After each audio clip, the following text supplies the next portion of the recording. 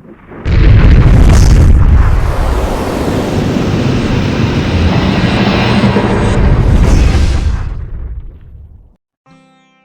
સ્વામિનારાયણ મારા વહાલા સત્સંગી બંધુઓ, આજના વિડીયોમાં હું આપનું સ્વાગત કરું છું.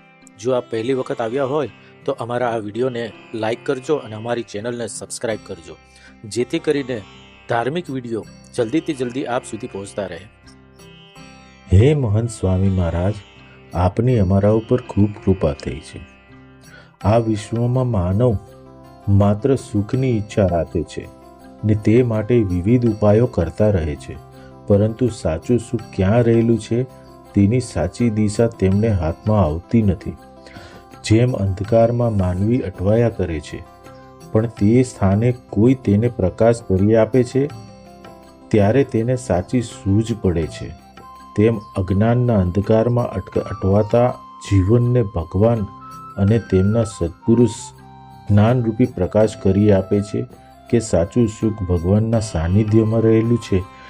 તે સાનિધ્ય મેળવવા માટે સરળ અને સુગમ સાધન છે ભક્તિ. તેનાથી સર્વ દોષ ટળી જાય છે ને સર્વ ગુણ આવે છે.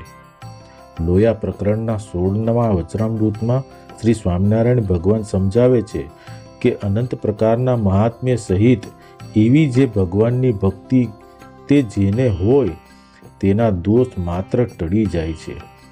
તેને જ્ઞાન, વૈરાગ્ય, ધર્મ એ ન હોય તો પણ એ સર્વે આવે છે, માટે એ સાધન સર્વમાં મોટું છે. આવી ભક્તિની પુષ્ટિ થાય તે માટે ગુરુરાજ સ્વામી બાપા વિવિધ શાસ્ત્રોની છણાવટ કરતા. એક વખત જીવન પ્રાણ સ્વામી બાપા કથામાં બિરાજમાન હતા. તે વખતે સદગુરુ શ્રી નિષ્કુળાનંદ સ્વામી સચિત ભક્તિનિધિ પ્રકરણ વંચાયું. તેમાં શરૂઆતમાં સોરઠમાં સ્વામીએ શ્રી સ્વામિનારાયણ ભગવાને રજૂ કરેલી પ્રાર્થના છે કે તે ઉપર સ્વામી બાપાએ વિવેચન કર્યું કે ભક્તિ નિધિની શરૂઆત કરતા સદગુરુ શ્રી નિષ્કુળાનંદ સ્વામી ભગવાને પ્રાર્થના કરે છે. કેમ, જે કોઈ પણ કાર્યની સિદ્ધિ મેળવવી હોય, કોઈ પણ કામની શરૂઆત કરવી હોય તો પ્રાર્થનાની ખાસ જરૂર પડે છે. પ્રાર્થનાથી ભગવાનનો ભક્ત ભગવાનને સમર્પિત થઈ જાય છે.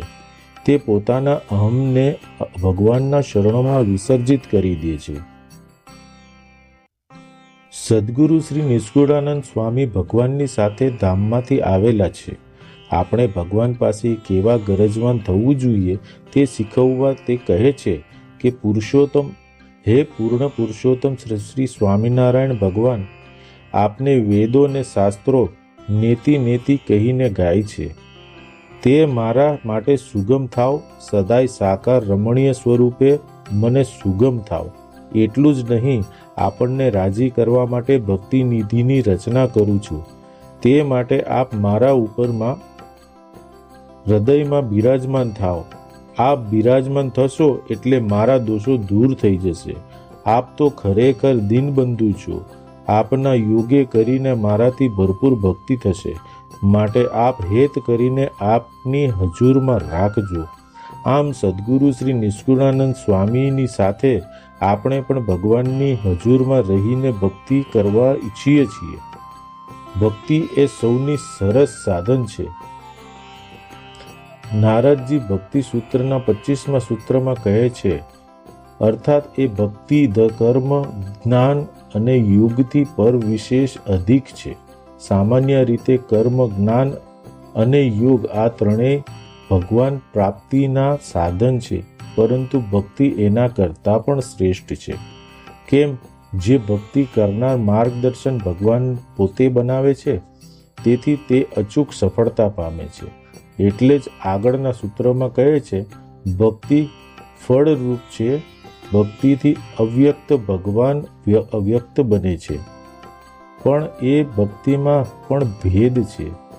સદગુરુ શ્રી નિષ્કુળાનંદ સ્વામી દોહામાં કહે છે, ચારેય વેદોનો એ જ સાર છે કે પ્રકટ પ્રભુની ભક્તિ કરો ત્યારે તમે કોઈની શંકા ન થાય તે વર્તમાન કાળે ભગવાન ક્યાં પ્રગટે છે તેનો ખુલાસો જીવન પ્રાણ અબજી બાપાશ્રીએ વાતોમાં જ કર્યો છે કે ધામમાં જે મૂર્તિ છે તે પ્રતિમા સ્વરૂપે દર્શન આપે છે. તેને મનુષ્ય રૂપે દર્શન આપ્યા છે. આ ત્રણેય સ્વરૂપમાં એક રોમ માત્રનો ફેર નથી. એટલે જ સ્વામી બાપાએ શ્રી હરિજ્ઞાનામૃત કાવ્યમાં સમજાવ્યું છે કે અક્ષરધામમાં જે સ્વામિનારાયણ ભગવાન સાક્ષાત બિરાજમાન છે, તે જ આપણા મંદિરોમાં જે મૂર્તિ છે તેમાં અને અક્ષરધામમાં બિરાજમાન સ્વામિનારાયણ ભગવાનમાં લેશ માત્રનો પણ ફરક ના સમજ. પરંતુ આ વાત સમજાતી નથી ને મૂર્તિને વિશે ચિત્ર પાષાણા દીકનો ભાવ રહે છે ને નાસ્તિક ભાવ રહે છે. માટે વિચારવું જોઈએ કે આપણે કઈ પંક્તિમાં છીએ. આસ્તિક ભાવ કોને કહેવાય? તો તે વિશે જીવન પ્રાણ અબજી બાપાશ્રી કહે છે કે મૂર્તિઓને વિશે સદા દિવ્ય ભાવ રહે અને મહારાજ અને મુક્તને સદા અંતર્યામી જાણે ને સદા સમીપે જાણે ને સંકલ્પને પૂરો થવા દે નહીં, તે આસ્તિક ભાવ કહેવાય. જ્યાં સુધી એવો પરોક્ષ ભાવ હોય કે મને ભગવાનમાં મનુષ્ય રૂપે દર્શન થયા નથી અથવા તો ભગવાનના ધામને જે સ્વરૂપ છે તેના દર્શન મને થયા નથી, ત્યાં સુધી મારું પરિપૂર્ણ કલ્યાણ થયું નથી. એવું જેને અજ્ઞાન હોય તેના મુખ થકી તો ભગવાનની વાત પણ ન સાંભળવી. એટલે કે સદગુરુ શ્રી નિષ્કુળાનંદ સ્વામી કહે છે કે સર્વશાસ્ત્રો શોધીવાળો તેમાં સાર એ જ છે કે પરોક્ષ સમજણવાળો ભલે ને વ્યક્ત કહેવાય પણ તે ક્યારેય ભગવાનની મોજ મેળવી શકતો નથી. આપણા તો અહોભાગ્ય ખુલી ગયા છે કે પ્રગટ પુરુષોત્તમ પરબ્રહ્મ આપણા માટે સુગમ થયા છે. એટલે જ સ્વામી ભક્તિનિધિના પહેલા કડવા ભગવાન દુર્લભ હતા અને સુલભ થયા, અગમ હતા ને સુગમ થયા, કેવળ કૃપા કરીને સ્વ ઈચ્છાથી પધાર્યા છે. ખડો આજ લહેરમાં આવ્યા છે, એ વાલો આવ્યા મહેરબાન થયા છે કે હડાહડ કળિયુગમાં કરોડો જીવોને કૃતાર્થ કર્યા છે, આત્યંતિક મોક્ષને પમાડ્યા છે, વર્તમાન કાળે પમાડી રહ્યા છે, ભવિષ્યમાં પણ પમાડશે. આ મુક્તિ પામવા માટેનું પરમ શ્રેષ્ઠ સાધન ભક્તિ છે. સાંડિલ્ય ઋષિએ કહ્યું છે કે ભગવાનના સર્વોત્તમ અનુરક્તિ પ્રીતિ એ ભક્તિ છે, જેમાં આદર અને આત્મીયતા બળે અને તે ભલે ને અસાધારણ ભક્તિ જણાય પણ તે પરાભક્તિ બની જાય છે. જેને ભજીએ, જેના માટે આદર હોય, પ્રેમ હોય કે આકર્ષણ હોય, તેને આપણે કાંઈક આપીએ ત્યારે જ આપણા મનમાં સંતોષ થાય છે. આ તો સામાન્ય વ્યવહારની વાત થઈ છે. પરંતુ ભગવાનને ભજે છે, ભક્તિ કરે છે, તેના ઉપર તો ભગવાન એટલા બધા વરસી પડે છે કે તમે ભગવાનની પાસે પુણ્ય માગશો તો એ તમને અસંખ્ય પુષ્પોથી મધમગતો ભાગ આપશે. એટલું જ કહેવાય છે કે સ્વામિનારાયણ ભગવાનની સતત વહેતી કૃપાની સારવણી આવી અનોખી છે. એ કૃપા સારવણીમાં સ્નાન કરીને સદગુરુ શ્રી નિષ્કુળાનંદ સ્વામી પરમ ઉલ્લેખભેર ગાય છે કે ભગવાનની સહજમાં પ્રાપ્તિ થઈ છે. તેની ખુમારી સદગુરુ શ્રી નિષ્કુળાનંદ સ્વામીને એવી ચડી છે કે તેનો હરખ વ્યક્ત કર્યા વિના સ્વામી રહી શકતા નથી.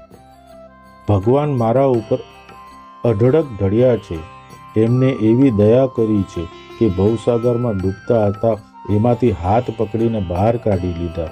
અમે એવું ધાર્યું પણ ન હતું કે તમે સામે ચાલીને અમને મળશો. કોટી ઉપાય કરીએ પણ તમે મળો એવા નથી, પરંતુ તમે અમારી મોટાઈ વિચારી, તમારું બિરદ વિચારી અમને સહેજમાં મળી ગયા, તેથી અમે તેનો ન્યાલ થઈ ગયા છીએ. એટલે જ શ્રી સ્વામિનારાયણ ભગવાન આ લોકમાં પધારી અગણિત નરનારી બ્રહ્મ મહોલમાં ભાગ્યશાળી બનાવ્યા છે. લોક સિક્કાના તો એટલું લખેલું છે કે તે પ્રમાણે મળે, પણ ભગવાનનો સિક્કો નવતમ છે. તેનાથી તો ધાર્યું હોય તેના કરતાંય અનંત ગણું મળે. પરંતુ પૂર્વે કોઈએ જે નહોતું કર્યું એવા અનેરા કામ કર્યા. પૂર્વેના કોઈ અવતારે આવા કામ કર્યા નથી. બાપા જ્યારે જાનમાંથી જાગ્યા ત્યાર પછી એક અમલદાર સ્વામી બાપાને મળવા આવ્યા. તેમણે સ્વામી બાપાની કૃશ થઈને મૂર્તિ જોઈ સહજ ભાવે પૂછ્યું, સ્વામીજી મહારાજ, હમણાં આપનું શરીર ભલે ને કૃશ થઈ જાય છે, પરંતુ તેમાં એક ઓર પ્રકારની તેજી દેખાય છે. આંખોમાં પણ અજબની ચમક છે. મુખ જોતા શાંતિ શાંતિ થઈ જાય છે. તમારી વાણીમાં પણ કેટલી બધી મીઠાશ છે. તમારા દર્શન કર્યા પછી અમે જ એમ જ લાગ્યા કરે છે કે તમને જોયા જ કરીએ. તમારી પાસે આવવાનું મન થયા કરે છે. તમારી પાસે બેસવાથી શાંતિ મળે છે. આટલા બધા લોકો તમારા તરફ ખેંચાય છે. આટલું બધું તપ કર્યા છતાં તમે આનંદમાં કેમ રહી શકો છો? ત્યારે સ્વામી બાપાએ મંદ હાસ્ય કરતા એ ભાઈને સહજમાં કહ્યું કે તમને આ જણાય છે કે આનંદ ભગવાન સાથેની એકતાનો છે, ભગવાનની કૃપાનો છે. જો તમે સદા ઊંડા ઉતરો તો તમને પણ મંદ મંદ આનંદની અનુભવી શકો છો. કૃપા સમજાય છે, કૃપાનું બળ જણાય, કૃપાનો મહિમા સમજાય, કૃપાનું આકર્ષણ સમજાય તો કૃપાળુ ફળ આપોઆપ મળી જાય છે. જો ખરા દિલથી વિચાર કરવામાં આવે તો ખ્યાલ આવે કે આપણે ભગવાનની કૃપાના દરિયામાં બેઠા છીએ. આપણા ઉપર ભગવાનની કૃપાધારા વરસી રહી છે. એ કૃપાના આનંદમાં મસ્ત બની સદગુરુ શ્રી નિષ્કુળાનંદ સ્વામી હારોહાર તેમાં આપને આપ પર કૃપા વરસાવે છે. તો મારા વાલા સત્સંગી બંધુઓ, આજથી આપણે આપણા વિડીયોમાં નવો અધ્યાય શરૂ કરવા જઈ રહ્યા છીએ. એટલે કે વચનામૃત માટે વાત કરવા જઈ રહ્યા છીએ. તમામ પ્રકરણની માહિતી અમે આપ સુધી પહોંચાડશું. તો આપ એન્ડ સુધી અમારા વિડીયોને જોઈ લેશો, જેથી કરીને આપને પૂરી જાણકારી મળી રહે. તો આવો આપણે શરૂ કરીએ.